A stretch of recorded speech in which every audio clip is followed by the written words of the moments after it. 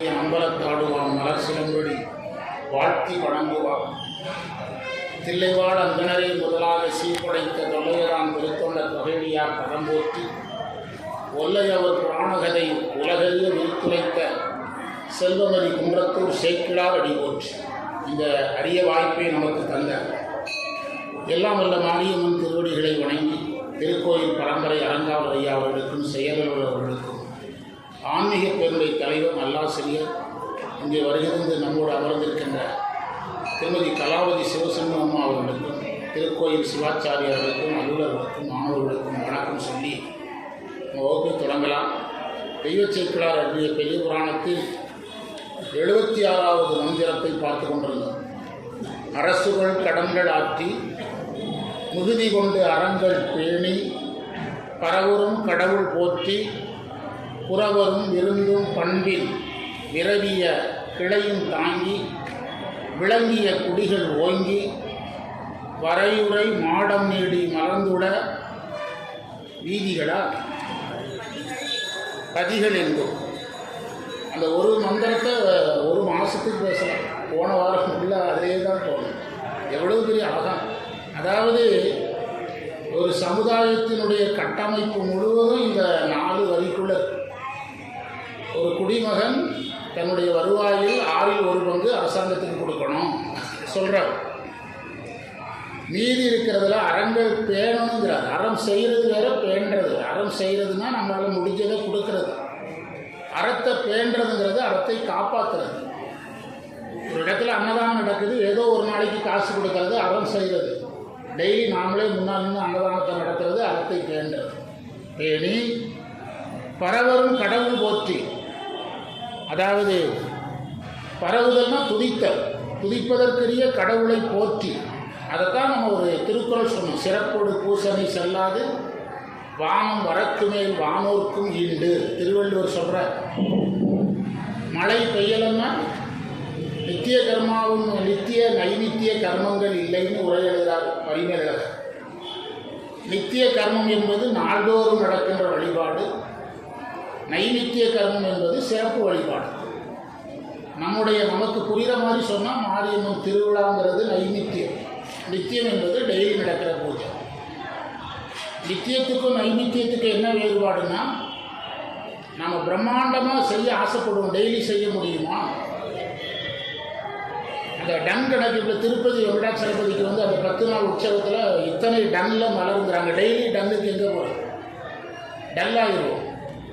ஏதோ ஒரு நேரம் நம்ம நிறைய திருப்தியாக செய்கிறதுக்கு பேர் தான் என்னது நைநித்தியம் என்று பெயர். ஆண்டாள் திருப்பாவையில் முழங்கை நெய்வாரங்கிறாங்க. இறைவனுக்கு பிரசாதம் படைச்சிட்டு நம்ம சாப்பிடும்போது நெய் எங்கே வடியணுமா? எங்கே போகிறது? அப்படின்னா லோன், உலகம் தான் லோன் வாங்கணும். அதனால் என்ன செய்கிறாங்க? வைணவத்தில் வருஷத்தில் ஒரு தடவை அப்படியே செய்கிறாங்க. அண்டா முழுவதும் என்னது நடக்குது? நெய் நடக்குது. ஆண்டாள் சொன்னதுக்காக வருஷத்தில் ஒரு தடவை செய்கிறாங்க. அந்த நித்திய நைநித்திய கர்மங்களை எல்லாம் செய்து, அதான் நாம் சொன்னோம், நம்முடைய வருவாயில் ஒரு பகுதியை நம்ம கோயில்களுக்குன்னு ஒதுக்கணும். கோயில்கள் நல்லா இருந்தாலும் நாம் நல்லா இருக்க முடியும். அதில் நம்ம தெளிவாக இருக்கோம். சமீபத்தில் நம்ம குரூப்லலாம் ஃபோட்டோ போட்டிருந்தோம். இந்த பெரிய கும்புடு அப்படின்னு ஒரு திருவிழாவுக்கு போயிட்டு வந்தோம். அங்காள பரமேஸ்வரி கோயில் பெரிய கும்புடுன்னு சொல்லுவாங்க. கள்ளிவலசு. ஆமாம், கள்ளிவலசு, உப்பாறு கள்ளிவலசு, அந்த இடத்துக்கு போயிருந்தோம். நான் போனது கள்ளிவலசுக்கு. ஃபோட்டோவை மருமகள் ஊருக்கே போயிடுச்சு. அவங்க வீட்டு பக்கத்தில் குலதெய்வம் வேறு, அவர் செல்லுக்கு போயிட்டு ஃபோட்டோ. அவங்கெல்லாம் சாமிக்கு தண்ணியாக காசு செலவழிக்கிறாங்க. இந்த கதவு செஞ்சது ஒரு ஆள் 15 லட்சம் ரூபாங்கிற. தங்கியிருக்கிற இடத்துக்கு ஒரு நாள் வாடகை, அவங்க தங்கியிருக்கிறதுக்கு 25,000 ரூபா, 3 லட்ச ரூபாய்க்கு வாடகைக்கு இடம் இருக்கிறோம். டென்ட்டு போட்டிருக்காங்க. 3 லட்ச ரூபா கொடுத்தா அதுக்கு தகுந்த டென்ட்டு கொடுக்குறாங்க. 25,000 கொடுத்தா அதுக்கு தகுந்த கொடுக்குறாங்க. பிரம்மாண்டத்தினுடைய எல்லையில் சாமிக்காக செலவழிக்கிறாங்கன்னு சொல்கிறேன். அது குலதெய்வத்துக்கும் கூட சிலர் செய்கிறதில்ல. அவங்க குலதெய்வத்துக்கு செய்கிறாங்க. நான் என்ன சொல்கிறேன், குலதெய்வத்தையும் தாண்டி என்ன செய்யணும்? மாரியம்மன் கோயில், சிவன் கோயில் அப்படின்னு நம்ம கோயில் இல்லாத ஊரில் குடியிருக்க வேண்டாம்னே சொல்லிட்டாங்க. அவையெல்லாம் அடவி காடுங்கிறார் அப்பர் சுவாமி. கோயில் இல்லாத ஊரே கிடையாது, அது காடுங்கிற. அப்போ கோயில்களை பேணணுங்கிறத குறவருங்கிறத எல்லாம் வந்துடும். அதாவது நம்முடைய முன்னோர்கள், இருமுது குறவர்னா பெற்றோர்கள், அவங்களையெல்லாம் பாதுகாக்கணும். பிறகு விருந்தினர், விருந்து பேணுதல்ங்கிறது அன்றைக்கு ஒரு தனி இதாக இருந்தது. அந்த விருந்து உபசரித்தல் போனதுனால தான் இப்போ நமக்கு நான் அரசு பள்ளியில் இருக்கும்போது 2 கிராமத்து பிள்ளைகளே 2 பேர் பரிமாறிருப்பாங்கன்னா தெரியாதுன்னு சொல்லுவோம்.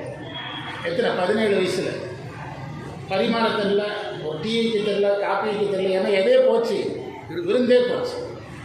அப்படியே மீறி போனால் உடனே ஹோட்டலுக்கு ஆர்டர் போட்டால் அவங்க உடனே கொடுத்துட்டு போயிடும். ஆர்டர் போட்டாச்சுங்கிறாங்க, டீ போட்டாச்சுன்னா ஆர்டர் போட்டாச்சுன்னு சொல்லுவாங்க பொழுது.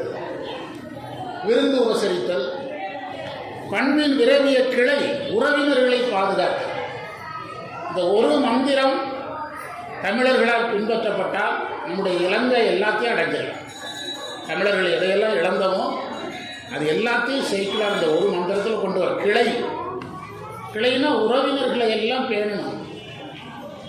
அந்த அரபு நாட்டிலேருந்து வர்றவங்க சொல்லுவாங்க, என்னுடைய மகனும் சொல்லுவாங்க, என்னென்னா சுல்தான்கள்னால் நம்ம ஊரில் கோடீஸ்வரர்னு சொல்கிறோம்ல, நாட்டாமை அப்படிலாம் சொல்கிறோம்ல.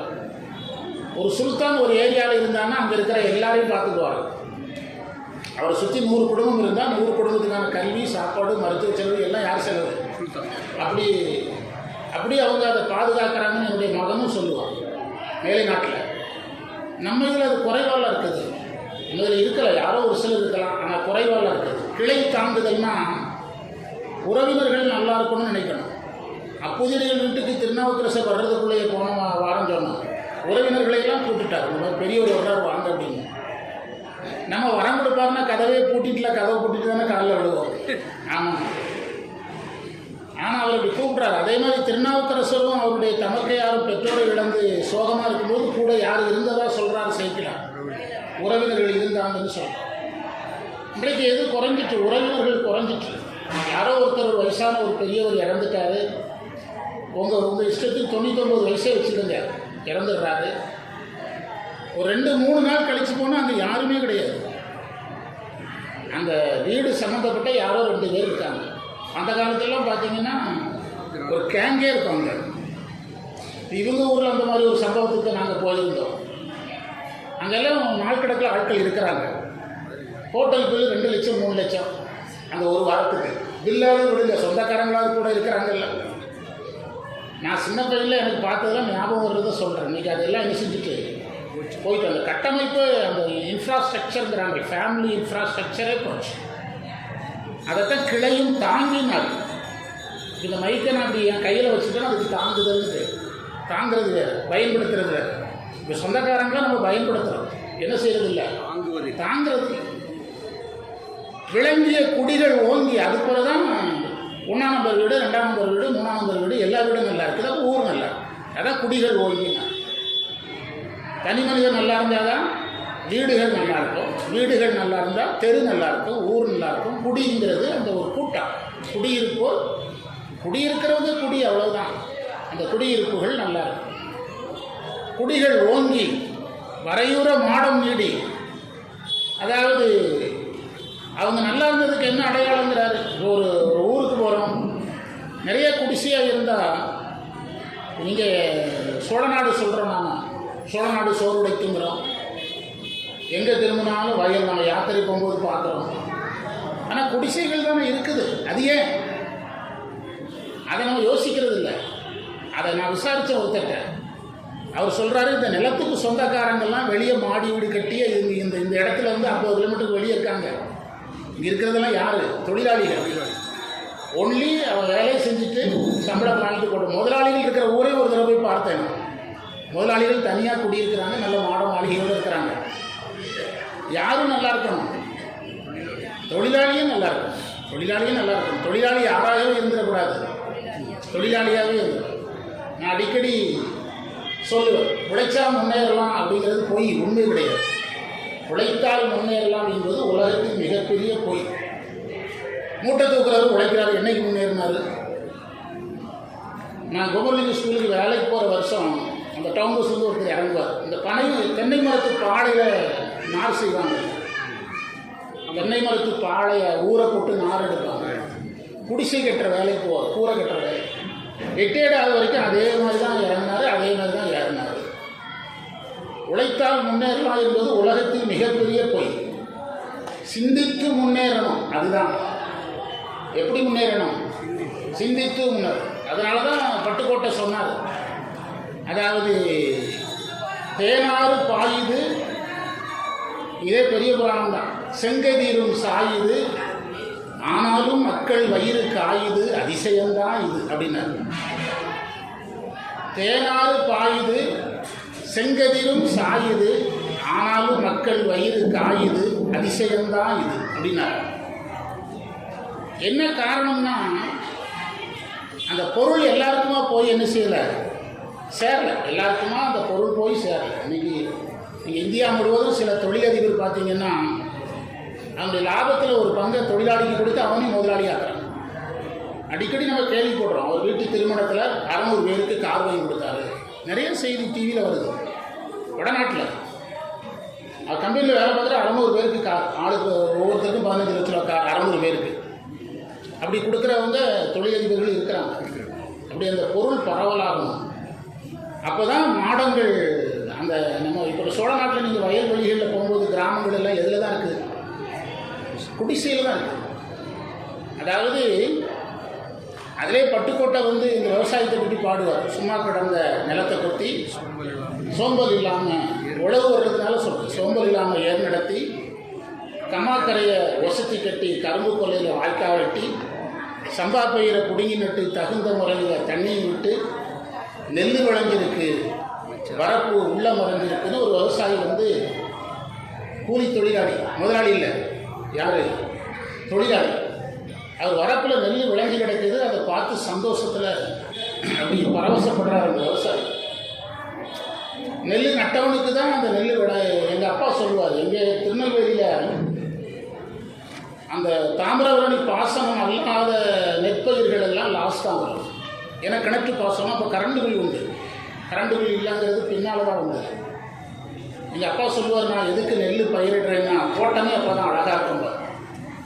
எது பயிரிட்டாலும் தோட்டம் அழகாக இருக்கும். அது வளர்ந்து அந்த காற்றடிக்கும்போது நெல் அசைகிறத பார்த்தா விவசாயம் செய்ய ஒரு ஆசையாக இருக்கும். இதை அந்த தொழிலாளி பார்த்து என்ன செய்கிறான், சந்தோஷப்படும். அந்த நிதர்சனம் அப்பா வந்திருக்கிறாருன்னு கேளுங்க. சரி. அந்த தொழிலாளி பார்த்து சந்தோஷப்படுறாரு. அந்த இதுக்கு அந்த சீர்ந்து செய்கிறது சந்தோஷப்படுறாரு. அப்போ அவனை விட அவன் மனைவி கொஞ்சம் படித்தவன். அவன் அங்கேருந்து இவனுக்கு உணவு எடுத்துகிட்டு வர்றான். அவன் இதை பார்க்குறான், நெல் விளையுது, இவன் இந்த ஆட்டம் ஆடுறான், இதெல்லாம் விளைஞ்சி எங்கே போகுது, அது இறங்கியே போயிடுது. இவன் இதே குடிசையில் தான் வாழப்போகுது. இது ஒரு லூசி, இதுக்கு பாட்டு பாடிட்டு இருக்குது, இதுக்கு என்ன கிடைக்க போகுது. அவன் அப்போ தான் அவன் சொல்கிறான்,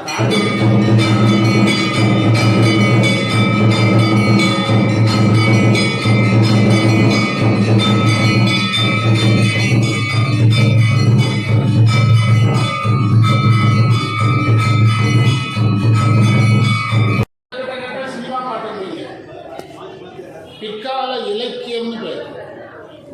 தமிழாசிரியரை கேட்டால் சினிமா பாட்டு கிடையாது. என்ன இலக்கியம்? பிற்கால இலக்கியம். நீங்கள் உடனே எங்கேயும் சிக்க வைக்கிறதுக்கு ஏதாவது வழி இருக்கான்னு பார்ப்பீங்க. சினிமா பாட்டு சொன்னார். இப்போ பாரதிதாசன் பாட்டு தமிழுக்கு அமுதென்று பேர் சினிமாவில் வந்திருக்குது. அப்போ சினிமா பாட்டா? பிற்கால இலக்கியம். அதுக்கு என்ன பேர்? பிற்கால இலக்கியம். அதனால தான் எனக்கு அது தெரியுது. அப்போ வந்து அந்த விவசாயம் வர்றதுனால சொல்கிறேன். விவசாயிகள் மேலே நான் ஒரு விவசாயிங்கிறதுனால அவங்க மேலே உள்ள அக்கறையில் சொல்கிறேன். அப்போ அந்த பெண் வந்து படித்தவளாக இருந்ததுனால காடு விளைஞ்சி நமக்கு என்ன பிரயோஜனம், நாம் இப்படியே தானே இருக்க போகிறோம், நம்ம வீட்டுக்கு இந்த நெல் வரப்போதா. அப்போ அவன் கேட்குறான், என்ன செய்யணும்னு கேட்பான். சிந்திச்சு முன்னேறணும் அப்படின்னா என்ன சொல்லுவான்? சிந்திச்சு முன்னேற. உழைப்பும் சிந்தனையும் ஒரே மாதிரி இருக்கணும். வெறும் உழைப்பு ஒருத்தனை காப்பாற்றாது. எது இருக்கணும்? சிந்தனையும் அதோட சேர்ந்து இருக்கணும். வெறும் உழைப்புங்கிறது சுரண்டலுக்கு உள்ளாயிரும். ஒரு நம்ம எத்தனை மணி நேரம் வேலை வாங்கப்பட்டோம், அதற்கான ஊதியம் நமக்கு வந்ததா, அதெல்லாம் ஒருத்தர் யோசிக்கணுமா இல்லையா? வெறுமனே எரும மாடு மாதிரி உழைச்சி என்ன பிரயோஜனம்? அதைத்தான் சிந்திச்சு முன்னேறணும். சும்மா கிடந்த நிலத்தை கட்டி சொம்பல் இல்லாமல் ஏறெடுத்து கம்மாக்கரையை வசதி கட்டி கரும்பு கொலையில் வாய்க்கால் கட்டி சங்காப்பையில் பிடிங்கி நட்டு தகுந்த முறையில் தண்ணி விட்டு நெல் விளைஞ்சிருக்கு வரப்பு உள்ள மறைஞ்சிருக்கு அட காடு விளைஞ்சுன்னு வச்சா நமக்கு கையில் காலம் தான் சித்தி இலக்கியமாக மனப்பாடம் பண்ணுது. இதை ஒரு நம்ம ஊரில் அரசு பெண்கள் பள்ளியில் செல்லத்துறைக்கு தெரியும். இந்திரஜித் ஐயா இருக்கும்போது இந்த பட்டுக்கோட்டை கருத்தரங்கு நடத்துவோம். ஒரு தடவை நான் அந்த பாட்டை 2-3 பாட்டு ஒரு பாட்டு நிறைய எனக்கு மனப்பாடம். நீங்கள் சொல்லும்போது அழகாக இருக்குது அப்படின்னாரு ஒரு கம்யூனிஸ்டுக்கார். நாங்கள் சொல்லும்போது நல்லா இல்லை, நீங்கள் சொன்னால் நல்லா இருக்கு அப்படின்னாரு. தமிழ் கவிதை வேகமாக சொன்னால் தான் அழகு, அதுக்கு அழகே வரும். அப்போ இதை வரைவுரை மாடம் நீடி இந்த நம்ம ஊரில் முதல்ல புத்தக கண்காட்சி நாடாளுமன்றத்தில் தான் போட்டாங்க. அது முதல் மீட்டிங்கில் நான் அவங்க கூட இருந்தேன். இந்திரசித்தையாக போடும்போது நம்ம இருந்தோம் நகராட்சி மண்டபத்தில் பேசியிருக்கிறோம். பிறகு அவங்க தான் நீங்கள் வேண்டான்ட்டாங்க. நீங்கள் கோயிலில் பேசுகிறதுனால எங்களுக்காக உங்கள் கொள்கையை கொஞ்சம் விட்டு வர்றீங்க. நான் சொன்னேன், அப்போ உனக்கு தமிழ் பிடிக்கும் எனக்கு தமிழ் பிடிக்கும், கொள்கையை தூரவை அப்படின்னு. இல்லை வேண்டாம் சார், எங்களுக்காக நீங்கள் உங்களை மாற்றி பேசுகிறீங்க, சிரமப்படுறீங்க, வேண்டான்ட்டாங்க. அவங்க தான் சொல்லிட்டாங்க. வரையுறை மாடம் நீடி மலர்ந்துள்ள பதிகள் என்று எங்கு பார்த்தாலும் மாட வீடுகள். வீடுகள் பெரிதாக இருப்பதன் பொருள் என்ன? பொருளாதாரம் நல்லா புழக்கத்தில் இருக்குது என்பது பொருள். இப்போ நம்ம ஊரையே நீங்கள் எடுங்க, நம்முடைய ஊரினுடைய காந்தி நகர் பகுதி எடுங்க, காந்தி நகர் செகண்ட் எடுங்க, சிவஸ்ரீ காலனி கடைசிக்கு போங்க. வீடுகளுடைய இது மாறுதல்ல, அதனுடைய ஸ்கொயர் ஃபீட்டு மாறுது, குடிசை வீடுகள் வருது. அப்போது அந்த வீட்டினுடைய அளவு தான் அந்த எதை பொருளாதாரத்தை நிர்ணயம் செய்கிறது. அதனால தான் மாட வீடுகள். 77வது மந்திரத்தில் நான் சொல்கிறார், கரும்பு அடு களமர். அடுனா கரும்பு காய்ச்சுதல்னு அர்த்தம். இப்போ புதுசாக ஏதாவது தமிழ் பேரை வச்சுக்கிட்டு நான் பெரிய தமிழ் பற்றாளர்னு சொல்கிறோம். எங்கள் வீட்டுக்கு ஒருத்தர் வந்தார், என்னுடைய பையனுடைய ஃப்ரெண்டுன்னு சொல்லிட்டு வந்தார். என்னுடைய பிள்ளைக்கு ஒரு தமிழ் பேர் வச்சு கொடுங்க அப்படின்னார். ஆனால் அவருடைய பழக்க வழக்கங்கள் எதுவுமே தமிழ் பற்றா இல்லை. நான் நேரிலே சொன்னேன், குழந்தைக்கு தமிழ் பேர் வச்சுட்டதுனால ஒன்றும் பெரிய தமிழன்னு யாரும் ஏற்றிட மாட்டாங்க. வாழ்க்கை முறை எந்த பேசிக்கில் இருக்கணும், தமிழ் முறையில் இருக்கணும். நான் எங்கள் டிபார்ட்மெண்ட்டில் இருக்கும்போது அதிகாரிகள் வரும்போது வேஷ்டி சட்டையில் வரக்கூடாது சொல்லுவாங்க, பேண்ட்டில் தான் வரணும் அப்படின்னாங்க. எதில் வரக்கூடாதுவாங்க. நான் வேண்டே போகிறது வேஷ்டி சட்டையில் போகிறது. நாங்கள் இந்த கேம்ப் போகிற இடத்துல டீச்சர் சொல்லுவாங்க, சட்டையும் வெள்ளை, வேஷ்டி வெள்ளை, தயிர் கப்பு வெள்ளை, தயிர் வெள்ளை அப்படிம்பாங்க.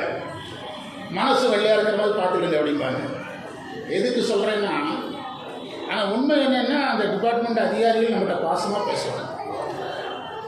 இப்போ சமீபத்தில் நடந்த ஒரு செய்தி போன வாரம் சொன்னேன். உலகின் 80 பொருளாதார நிபுணர்களை சந்தித்த ஒருத்தர் ஒரு சொற்பொழிவார். நான் பொள்ளாச்சியில் நான் போயிருந்தேன், பொள்ளாச்சியில் பேசினார், நான் போயிருந்தேன். அவர் சொல்கிறாரு, ஒரு சிலர் வேஸ்டிங் வந்திருக்கிறீர்கள் அப்படிங்கிறார். நான் உள்ள நடந்து போகும்போது என்னை பார்த்தேன்.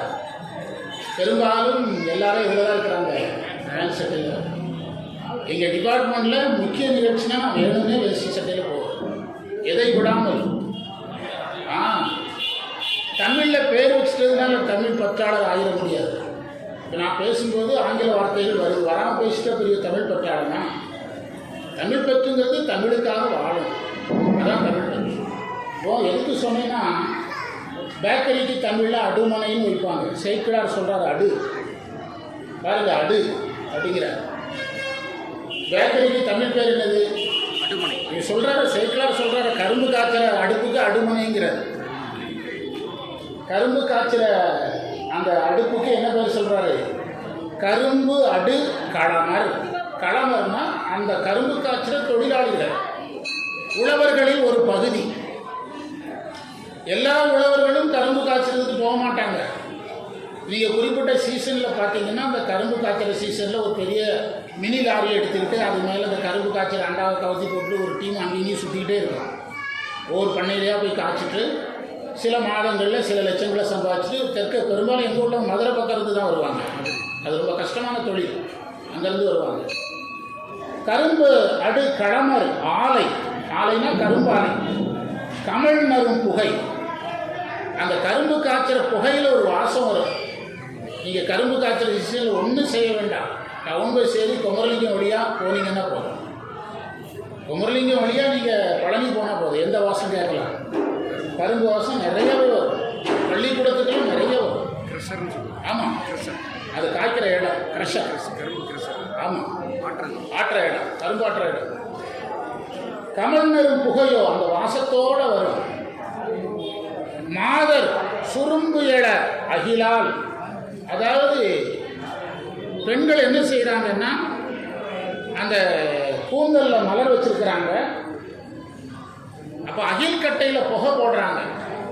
இப்போ குழந்தைகளுக்கெல்லாம் வீட்டில் புகை போடுறவங்கள அது மாதிரி அந்த காலத்தில் ஹீட்டர் போடுறீங்களாங்க, ஜென்ஸ் லேடிஸ் ஹீட்டர் போடுறாங்கல்ல, அது வேற ஒன்றும் இல்லை, ஹீட்டருக்கு அகில் புகை. ஹீட்ரு வந்து உடம்புக்கு கேடு, அது நரம்புகளை சுருக்கிறோம். ஹீட்ரு என்ன செய்யும், நரம்புகளை டிஸ்டர்ப் பண்ணும். ஆனால் அந்த காலத்தில் அகில் புகைன்னு ஒரு புகை போடுவாங்க, அதுக்குன்னே அந்த கூந்தலை எடுத்து விட்டாங்கன்னா அதுதான் அதை சொல்கிறார். சுரும்பு எழ அகிலால் இட்ட தூபமோ, ரெண்டாவது சொல்கிறார். அதாவது கரும்பு காய்ச்சிற புகையா, இல்லை பெண்கள் போடுற அகில் புகையா, அல்லது யூப வேள்வி. யூப வேள்வின்னா வேள்வி செய்கிற இடத்துல ஒரு ஸ்தம்பம் நடுவாங்க. அந்த காலத்தில் ஒரு ஸ்தம்பம் நடுவாங்க, ஒரு பில்லர் மாதிரி ஒன்று நடுவாங்க. அந்த காலத்தில் மரபில் இருந்தது. பிற்கால மரபில் அது கோயில்கள்லாம் வந்த பிறகு அது குறைஞ்சது. அந்த காலத்தில் கிரவுண்டில் வந்து வேள்வி செய்தாங்கன்னா என்ன நடுவாங்க, ஒரு பெரிய பில்லர் நடுவாங்க அந்த இடத்துல, வேள்வி நடப்பதற்கான அடையாளம். அதுக்கு தான் யூப வேள்வின்னு பேர். வேள்வி தூண் நட்டுட்டு வேள்வி செய்வாங்க. இப்போ நீங்கள் பெரிய கட்சிக்காரங்க ஏதாவது மாநாடு நடத்தின முதல்ல என்ன செய்கிறாங்க, அதே தான், அது சமயத்துக்கு இருந்தது. அங்கே ஒரு கொடி ஏற்றுறாங்கல்ல, அது மாதிரி ஒரு பில்லர் நிறுத்துவாங்க, அதுக்கு பேர் யூப வேள்வின்னு. பெரும்பெயர் சாலை தோறும் இறங்கிய புகையோ, அந்த சாலைகள் கரும்பாலைகள் தோட்டம் அங்கிருந்தெல்லாம் புகைகள் நிறைய வருது. புகையோ வானின் வரும் கருமுகிலோ, எது என்று சொல்ல முடியாதபடி, எது என்று சொல்ல முடியாதபடி மேகங்கள் வந்து மாடங்களை சூழ்ந்திருக்குதான். பெரிய பெரிய மாடங்கள்ங்க, மாடங்கள் மேலே மேகம் சூழ்ந்திருக்குங்க. சைக்கிளார் அதில் கொண்டு இயற்கையை இணைக்கிறார். கரும்பாற்ற புகை மாதிரி தெரியுதுங்கிறாரு, இல்லை பெண்கள் கூந்தலுக்கு போடுற அகில் புகை வாசம் மாதிரி தெரியுதுங்கிறாரு, அகில் புகை மாதிரி தெரியுதுங்கிறாரு, இல்லை அந்த சாலையிலிருந்து வரக்கூடிய புகையும் விவசாயிகள் சமைக்கிற புகையாக இருக்கலாம், அந்த மாதிரி புகையாக வரட்டுங்க என்று வரும் கருமையிலோ சூழ மாடம், அந்த மாடங்கள் எல்லாம் இந்த புகையால் சூழ்ந்திருக்குது. காவும் மாடங்கள் காடுகள் என்றும் இந்த புகைகள் சூழ்ந்திருக்கு என்று சொல்லுகிறார். அடுத்த மந்திரம் 78வது மந்திரம் நாளிகேரம். நாளிகேரம்னா தென்னை மரம்னு அர்த்தம். இந்த கேரம் தான் கேரளமாக மாறிச்சு. கேரளாவில் என்ன மரம் அதிகமாக இருக்கிறதுனால பாருங்கள், இதெல்லாம் நீங்கள் அந்த ரூட்டு வேர்டுலேருந்து போய் பிடிக்கணும். கேரளம் என்று வந்தது கேரம் இருந்ததுனால. கேரம்னா என்னது, தென்னை மரம். நாளிகேரம்னா தென்னை மரம். செருந்தி. செருந்தி என்பது ஒரு வகையான மஞ்சள் பூக்களை பூக்கக்கூடிய மரம். நறுமலர் நரந்தம். நரந்தம்னா நாரத்தை, நார்த்தங்காய் மரம். இந்த மரங்களில் வெறுமனே பூக்கக்கூடிய மரங்களும் சொல்கிறாரு. பலம் தர்ற மரம் தென்னை மரத்தை எடுத்துக்கிட்டால் இளநீர் இருக்குது, தேங்காய் இருக்குது. செருந்தி வெறும் பூ தான். ஒருவேளை அது இறைவனுக்கு பயன்படுத்தப்பட்டதான்னு தெரியல. நாரத்த மரம் எடுத்துக்கிட்டிங்கன்னா அதனுடைய காயை நம்ம என்ன செய்கிறோம், பயன்படுத்துகிறோம். ஜீரண சக்திக்கு முதன்மையான ஒரு உணவு எது, நார்த்தங்காய். ஆனால் அது ஜீரணமாகாது. எல்லாவற்றையும் செமிக்க வச்சுட்டு அது எதுக்குள்ளே இருந்துக்கிட்டே இருக்கும், வயிற்றில் அதிக நேரம் இருக்கும் நார்த்தங்காய். நறுமலர் நரம்பம் எங்கும். கோழி. கோழின்னா அரச மரம். பாருங்கள், அதாவது சிவபெருமான் கதையை சொல்லுங்கன்னா சைக்கிளாறு மரம் செடி கொடியெல்லாம் பேசிகிட்டு இருக்கிற என்ன காரணம், இயற்கை தான் சமயம்.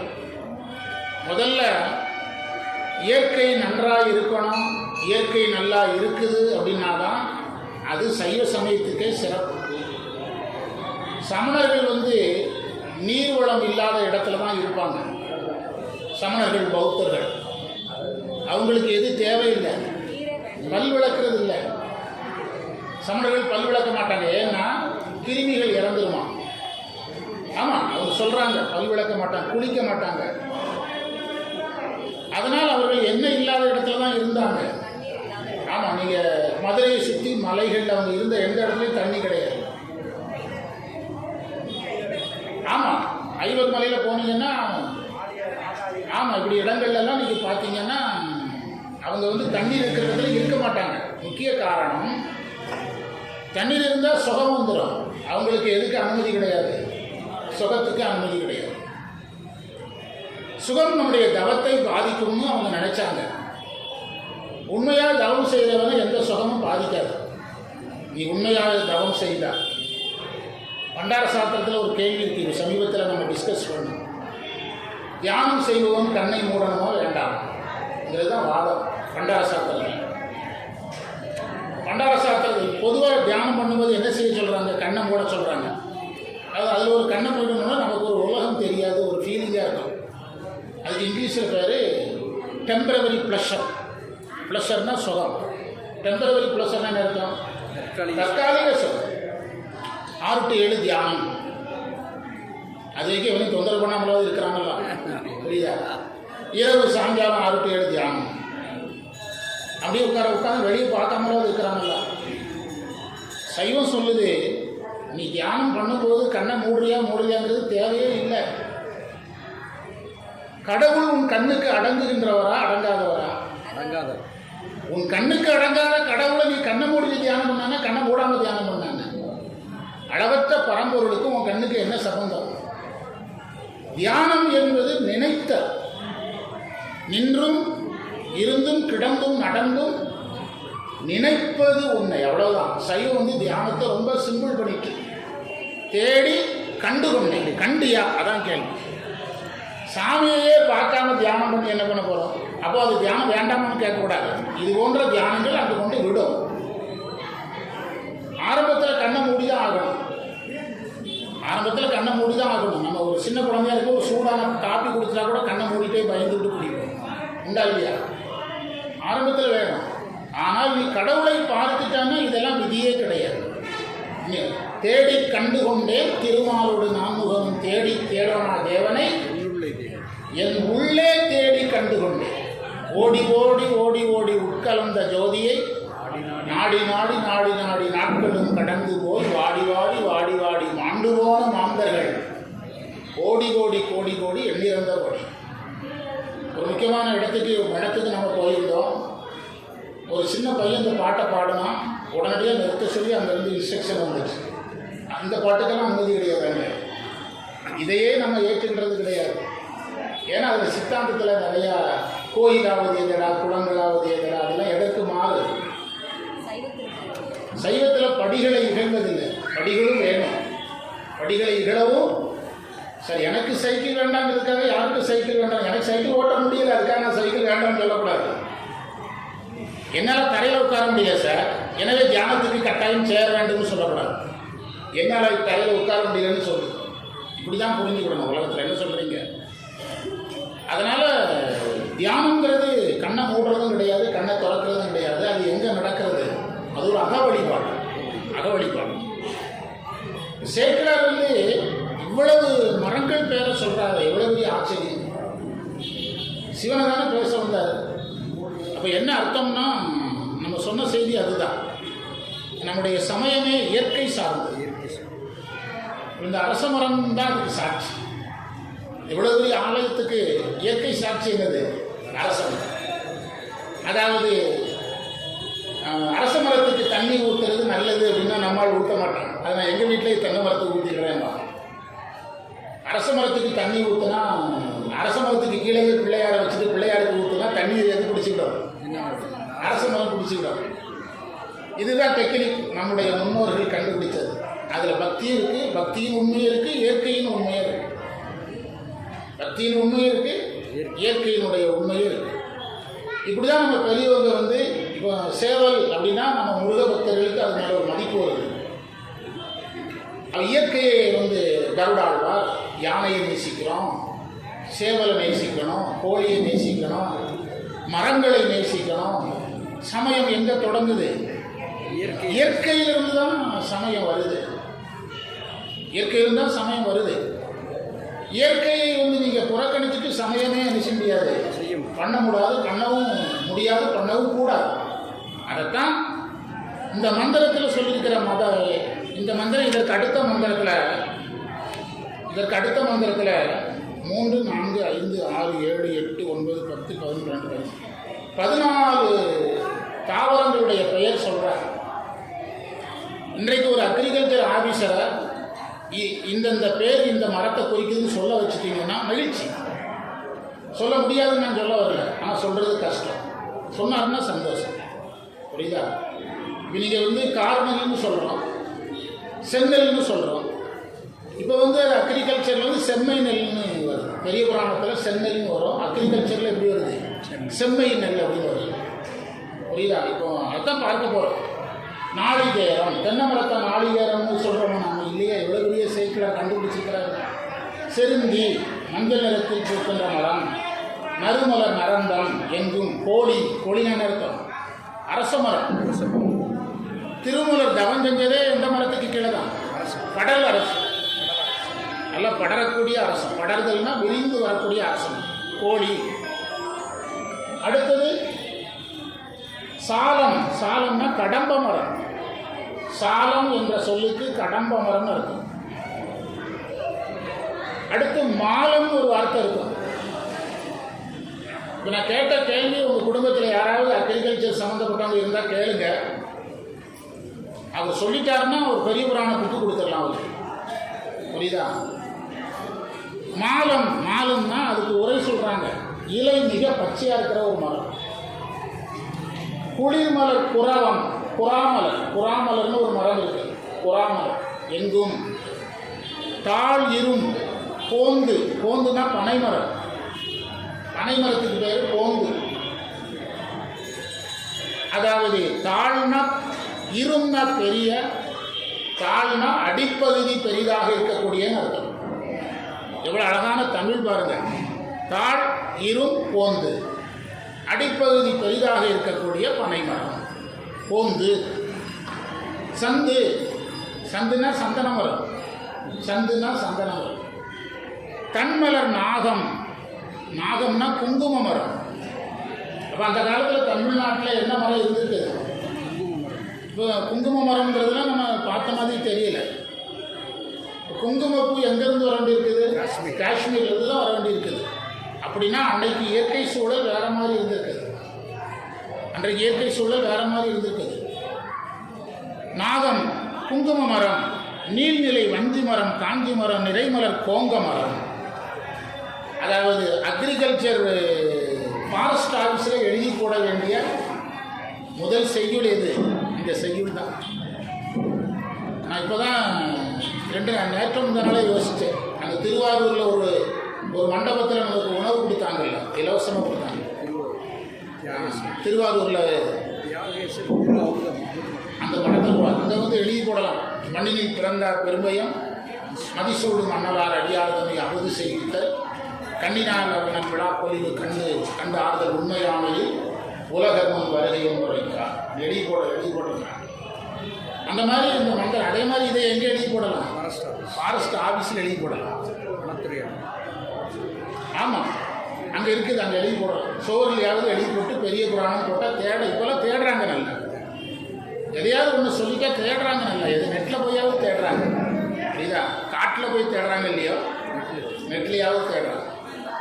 என்ன மரம்லாம் சொல்கிற பார்த்தீங்களா? தென்னை மரம், மஞ்சள் நிற பூ மரம், நாரத்த மரம், அரச மரம், கடம்ப மரம், பச்சிலை மரம், புறா மரம், பெரிய அடிப்பாகத்தை உடைய பனை மரம். பனை மரத்துக்கு என்ன சிறப்புனா, நீர்வளம் இருக்கிற இடத்துலையும் வரும், நீர்வளம் இல்லாத இடத்துலையும் வரும். இரண்டையும் சமாளிக்கும். பொந்தா இருந்ததுனால போந்துன்னு வந்துருக்காங்க.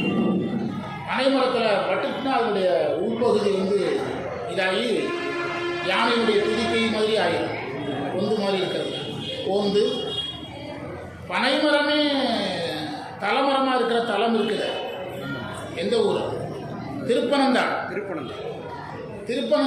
கோயிலுக்கு உள்ள பனைமரம் ஒன்றும் இல்லை, பல மரம். பனைமரத்தினுடைய பழம் எல்லாம் கீழே விழுந்து கொத்து கொத்தாக கிடக்குது.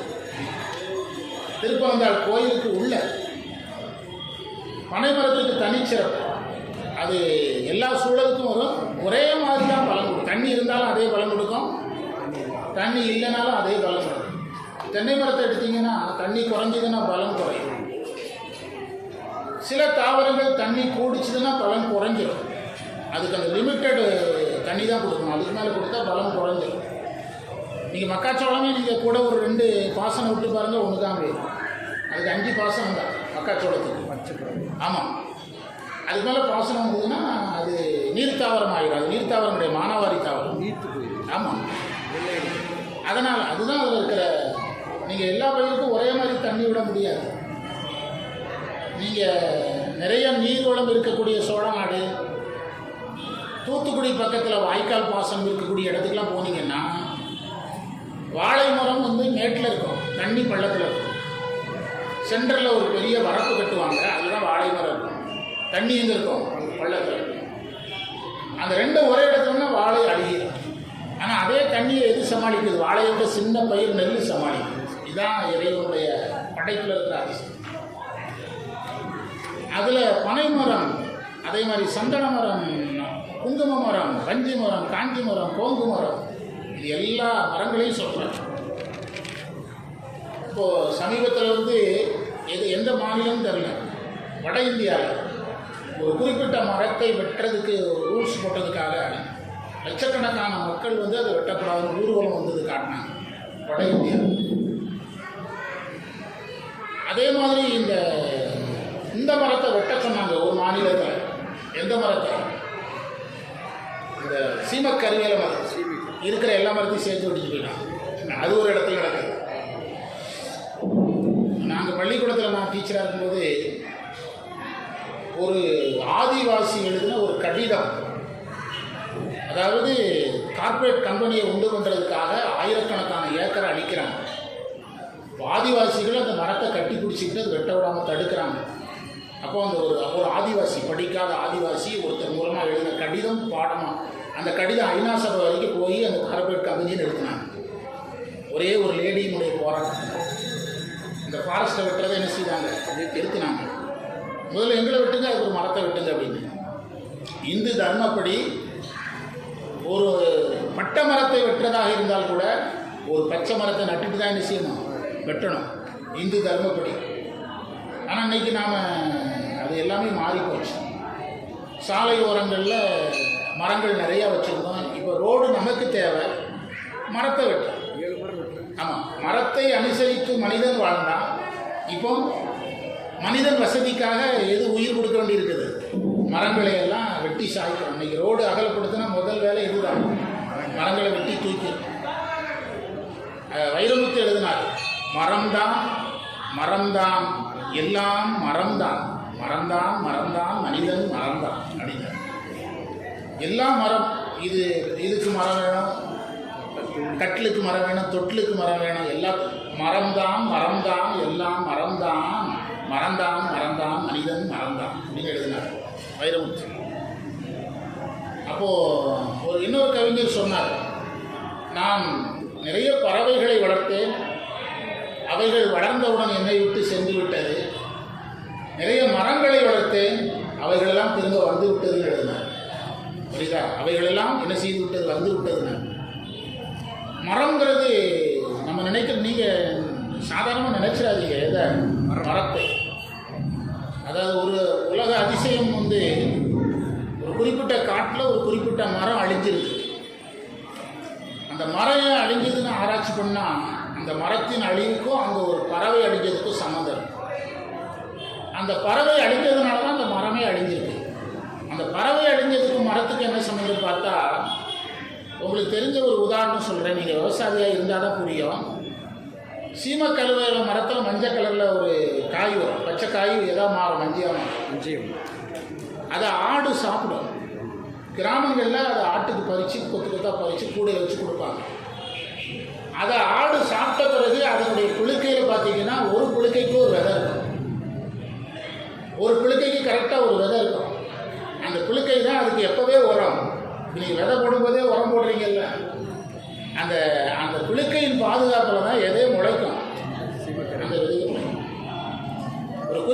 காட்டில் ஒரு மரம் இனம் அழிஞ்சிட்டு, ஒரு பறவை இனம் அழிஞ்சிட்டு. என்ன ஆராய்ச்சி பண்ணுறாங்கன்னா, அந்த மரத்தின் பழத்தை இந்த பறவை சாப்பிட்டு எச்சமாக போட்டால் மட்டும்தான் முளைக்கும், இல்லைன்னா முளைக்காது. அந்த பறவை இனம் அழிஞ்சதுனால அது சாப்பிட்றதுக்கு பறவை இல்லாமல் அந்த மர இனமும் அழிஞ்சு போச்சு பாருங்க. அப்போ இயற்கை எப்படி? நாங்கள் பகவத்கீதை படிக்கும்போது அந்த குரு சொல்லுவாங்க, நம்ம 1வது படிக்கும்போது ஒரு மரத்தில் ஒரு புறா இருந்துச்சு. அந்த புறாவை ஒரு வேடன் அம்பு வச்சு அடிக்க போனான். உடனே எறும்பு அவன் காலை கடிச்சத உடனே புறா தப்பிச்சுட்டு, ஒரு நாள் எறும்பு ஆற்றுல விழுந்துட்டு அந்த புறா அதுக்கு இலையை பறித்து போட்டு காப்பாற்றுச்சு. இது கதை கிடையாது, நம்மால் கதை நினச்சி 1ஆவதுக்குள்ளே வச்சுட்டாங்க.